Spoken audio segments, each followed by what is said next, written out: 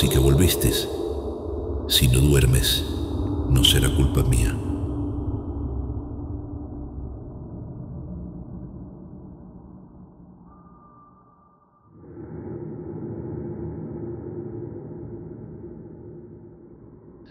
Atad los perros, haced la señal con las trompas para que se reúnan los cazadores.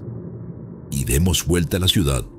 La noche se acerca y es día de todos los santos y estamos en el monte de las ánimas.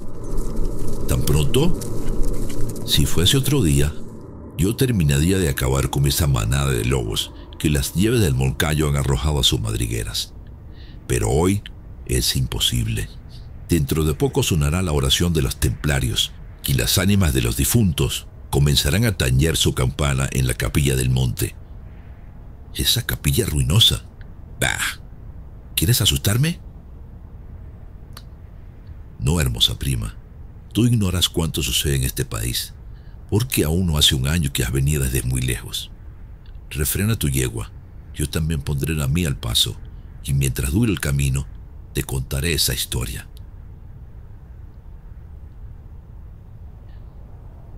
Los pajes se reunieron en alegres y bulliciosos grupos. Los condes de Borges y de Alcudiel montaron en sus magníficos caballos y siguieron a sus hijos, Beatriz y Alonso, que precedían la comitiva a bastante distancia. Mientras avanzaban, Alonso narró la historia prometida. Ese monte que hoy llaman las Ánimas pertenecía a los templarios, cuyo convento ves allí, a la margen del río. Los templarios eran guerreros y religiosos a la vez.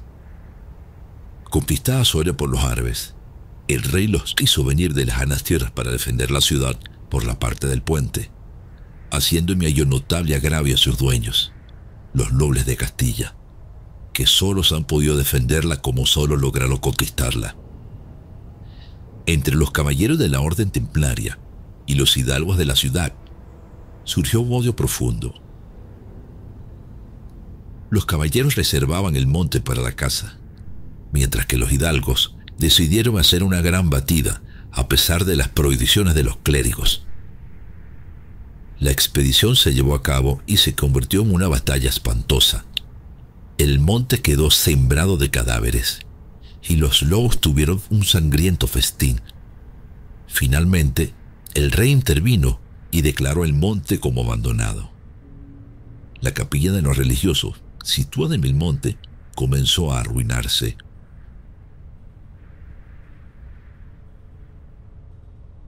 Desde entonces, dicen que en la noche de difuntos se oye la campana de la capilla y las ánimas de los muertos, envueltas en jirones de sudarios, corren como en una cacería fantástica. Los ciervos braman, los lobos aúllan y las culebras silban. El día siguiente se ven las huellas de los muertos en la nieve. Por eso, en Soria llaman a este monte el de las ánimas. La narración de Alonso terminó justo cuando los dos jóvenes llegaron al puente que da paso a la ciudad.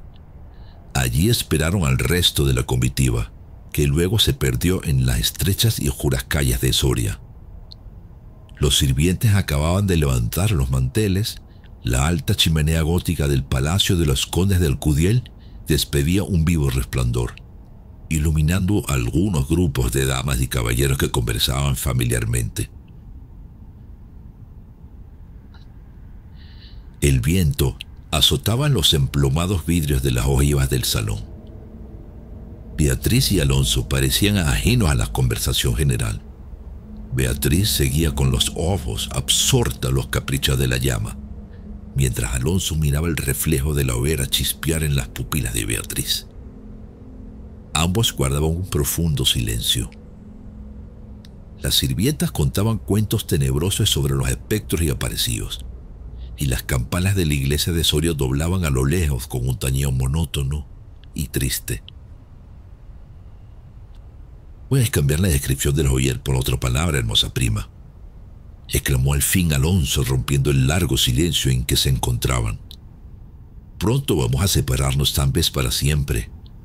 Las áridas llanuras de Castilla, sus costumbres toscas y guerreras, sus hábitos sencillos y patriarcales, sé que no te gustan, Te he oído suspirar varias veces. ¿Acaso algún galán de tu lejano señorío? Beatriz hizo un gesto de fría indiferencia. Todo un carácter de mujer se reveló en aquella desdeñosa contracción de sus delgados labios. Tal vez por la pompa de la corte francesa, donde aquí has vivido, se apresuró a ir el joven. De un modo o de otro, presiento que no tardaré en perderte. Al separarlos, quisiera que llevases una memoria mía. ¿Te acuerdas cuando fuimos al templo a dar gracias a Dios por haberte devuelto la salud que viniste a buscar a esta tierra? El broche que sujetaba la pluma de mi gorra cautivó tu atención. Qué hermoso estaría sujetando un velo sobre tu oscura cabellera. Ya ha aprendido el de una desposada. Mi padre se lo regaló a mi madre y ella lo llevó al altar. ¿Lo quieres? No soy en tu país, contestó la hermosa, pero en el mío, aceptar una prenda significa comprometer una voluntad. Solo en un día de ceremonia se puede aceptar un regalo de un familiar, y aún así, puede hacerse un largo viaje sin obtener nada a cambio. El acento helado con que Beatriz pronunció estas palabras turbó por un momento al joven. Después de serenarse, dijo con tristeza: Lo entiendo, prima, pero hoy se celebran todos los santos, incluido el tuyo. Hoy es un día de ceremonias y regalos. ¿Aceptarás el mío? Beatriz se mordió ligeramente los labios y extendió la mano para tomar el broche, sin decir una sola palabra. Los dos jóvenes volvieron a quedarse en silencio y se volvió a oír la voz cascada de las viejas que hablaban de brujas y tragos. El zumbido del viento que hacía crujir los vidrios de las ojivas y el triste y monótono doblar de las campanas se escuchaba a lo lejos. Al cabo de unos minutos, el interrumpido diálogo se reanudó. Antes de que termine el día de todos los santos, en el que se celebra tanto tu santo como el mío, me darás un recuerdo sin comprometer tu voluntad, dijo él, clavando una mirada intensa en su prima. Ella lo miró con un pensamiento diabólico y dijo: ¿por qué no? Y buscando algo en su manga de terciopelo, con una expresión de pesar, añadió: ¿te acuerdas de la banda azul que llevé hoy y que dijiste que era la divisa de tu alma? Sí, se ha perdido. Pensaba dejártela como un recuerdo. Se ha perdido, dijo Alonso. ¿Y dónde? Con temor y con esperanza. No sé, dijo Beatriz. ¿En el monte acaso? ¿En el monte de las ánimas?, murmuró Alonso, palideciendo de miedo. Luego prosiguió con voz entrecortada y sorda: tú lo sabes, porque lo habrás oído 1000 veces en la ciudad, en toda Castilla. Me llaman el rey de los cazadores. He llevado todos los bríos de mi juventud a esta diversión. Imagen de la guerra. Conozco las guaridas y las costumbres de las fieras, que he combatido con ellas de día y de noche, y a pie y a caballo, solo y en batida. Otra noche volaría por esa banda, pero esta noche tengo miedo. ¿Oyes? ¿Las oyes? Las campanas están doblando. La oración ha sonado en San Juan del Duero. Las ánimas del monte comenzarán a levantar sus amarillentos cráneos de entre las malezas. Las ánimas, cuya sola vista puede helar de horror la sangre del más valiente. Mientras el joven hablaba, una sonrisa imperceptible se dibujó en los labios de Beatriz, quien exclamó con tono indiferente mientras atizaba el fuego, que saltaba y crujía arrojando chispas de 1000 colores. «¡Oh!», exclamó en tono burlesco. «Eso de ningún modo. ¡Qué locura! Ir ahora al monte por semejante friolera, en una noche tan oscura, noche de difuntos, y cuajado el camino de lobos». Alonso comprendió la amarga ironía de sus palabras. Se puso de pie y con voz firme exclamó: «Adiós, Beatriz. Adiós. Hasta pronto». Ella dijo: «Alonso, Alonso», volviéndose rápidamente, pero el joven ya había desaparecido. A los pocos minutos se oyó el rumor de un caballo alejándose al galope. Beatriz, con una expresión de orgullo satisfecho, prestó oído al sonido que se desvanecía. Mientras tanto, las sirvientas seguían con sus cuentos de ánimas aparecidas. El aire zumbaba en los vidrios del balcón y las campanas de la ciudad doblaban a lo lejos. Habían pasado varias horas y Alonso no volvía. Beatriz se retiró a su oratorio y exclamó: «¿Habrá tenido tanto miedo?», exclamó la joven cerrando su libro de oraciones. Después de apagar la lámpara y cruzar las cortinas de seda, se durmió inquieta y nerviosa. Las 12 sonaron en el reloj de postigo. Beatriz oyó las campanas y entreabrió los ojos, creyendo escuchar su nombre en una voz lejana y doliente. El viento gemía en los vidrios de la ventana. Y dijo: «¿Será el viento?», intentando tranquilizarse. Su corazón latía cada vez con más violencia. Las puertas del oratorio se fueron abriendo una tras otra, cada vez más cerca, produciendo ruidos graves y largos lamentos.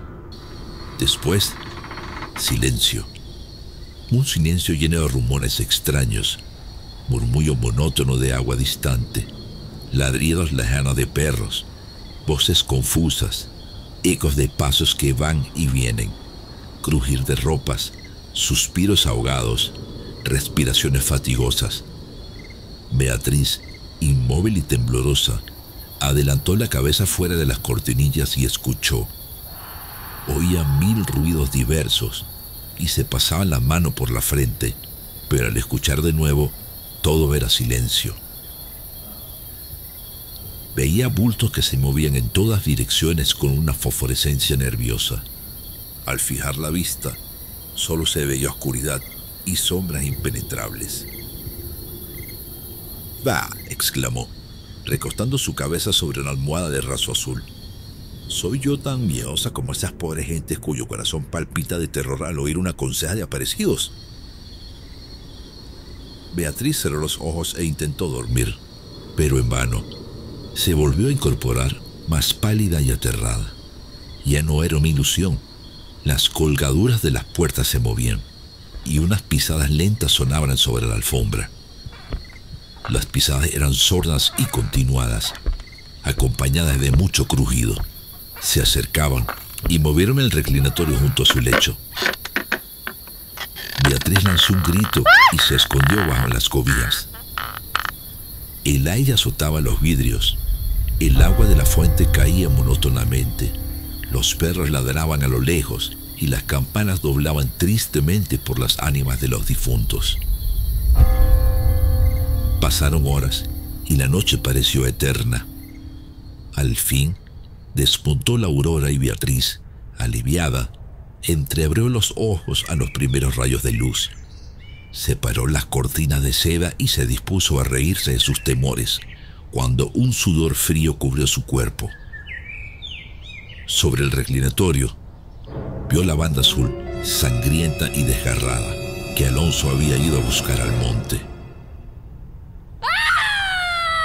Cuando los sirvientes de Beatriz llegaron asustados a darle la noticia de muerte de Alonso, que había aparecido en la mañana devorado por los lobos entre la maleza del Monte de las Ánimas, encontraron a Beatriz en un estado aterrador. Su cuerpo inmóvil y tenso se aferraba con ambas manos a una de las columnas de madera de su cama.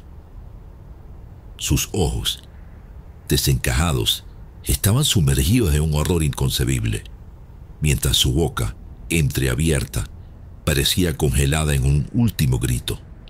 Los labios, blancos como la cera, y los miembros, rígidos como el mármol, revelaban la verdad más espantosa. Estaba muerta, muerta de puro terror. Dicen que después de este suceso, un cazador perdido pasó la noche en el Monte de las Ánimas. Antes de morir, contó que vio cosas horribles. Los esqueletos de los templarios y los nobles de Soria salieron de sus tumbas, percibieron a una mujer hermosa y pálida. Ella, con los pies desnudos y sangrientos, corría alrededor de la tumba de Alonso, lanzando gritos de horror. Así termina el relato del Monte de las Ánimas, un lugar donde el terror es eterno. La tragedia de Alonso y Beatriz se une a las sombras y al viento de la noche de difuntos. Los esqueletos de los templarios y los nobles perpetúan el horror mientras las campanas de Soria siguen doblando por las ánimas perdidas.